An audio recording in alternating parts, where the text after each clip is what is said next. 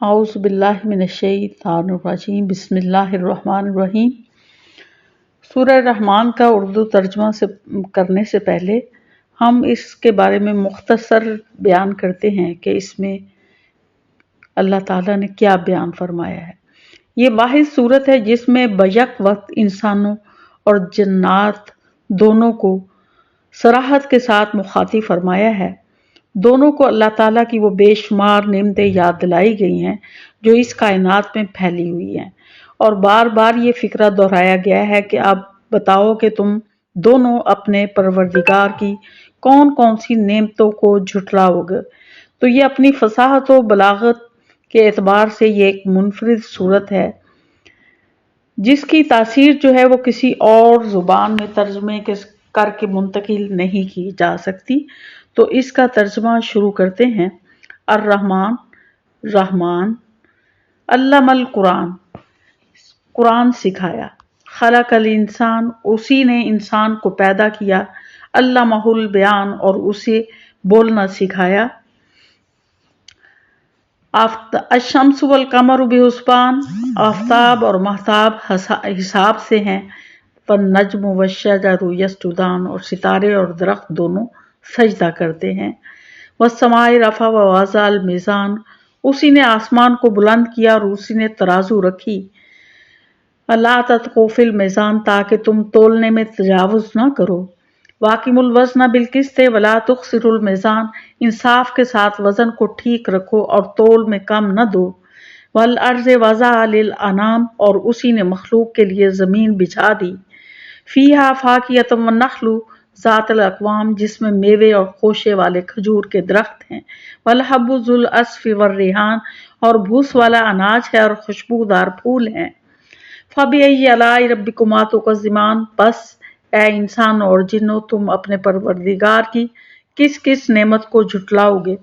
خلق الانسان من صلصال کالفخار، اس نے انسان کو بجنے والی مٹی سے پیدا کیا جو ٹھیکری کی طرح تھی، وخلق الجان من مارج من نار، اور جنات کو آگ کے شعلے سے پیدا کیا، فبأی آلاء ربکما تکذبان، تم اپنے رب کی کس کس نعمت کو جھٹلاؤ گے۔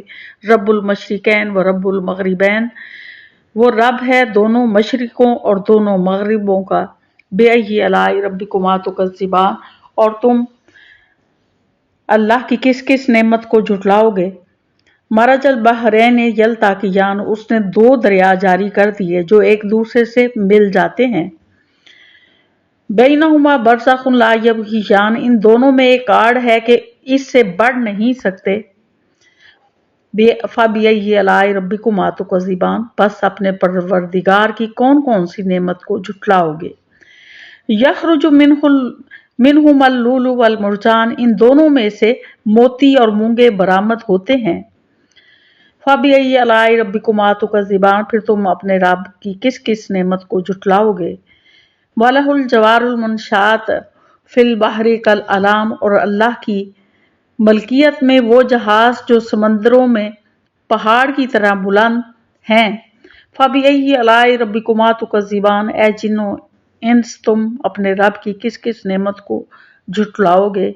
کل من علیہا فان، زمین پر جو بھی ہے سب فنا ہونے والے ہیں، وَيَبْقَى وَجْهُ رَبِّكَ ذُو الْجَلَالِ وَالْإِكْرَامِ، تیرے رب کی صرف ذات جو عظمت اور عزت والی ہے باقی رہ جائے گی۔ فبأی آلاء ربکما تکذبان، اور تم اپنے رب کی کس کس نعمت کو جھٹلاؤ گے۔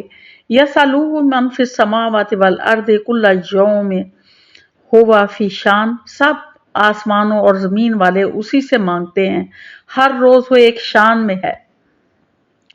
فبأی آلاء ربکما تکذبان، پھر تم اپنے رب کی کس کس نعمت کو جھٹلاؤ گے۔ سنفرغ لکم ایھا الثقلان، ان قریب ہم تمہاری طرف پوری طرح متوجہ ہو جائیں گے۔ پھر تم اپنے رب کی کس کس نعمت کو جھٹلاؤ گے۔ یا معشر الجن والانس ان استطعتم ان تنفذوا من اقطار السماوات والارض فانفذوا لا تنفذون الا بسلطان، اے گروہ جنات او انسان، اگر تم میں آسمانوں اور زمین کے کناروں سے باہر نکل جانے کی طاقت ہے तो निकल भागो, बगैर गलबा और ताकत के तुम नहीं निकल सकते।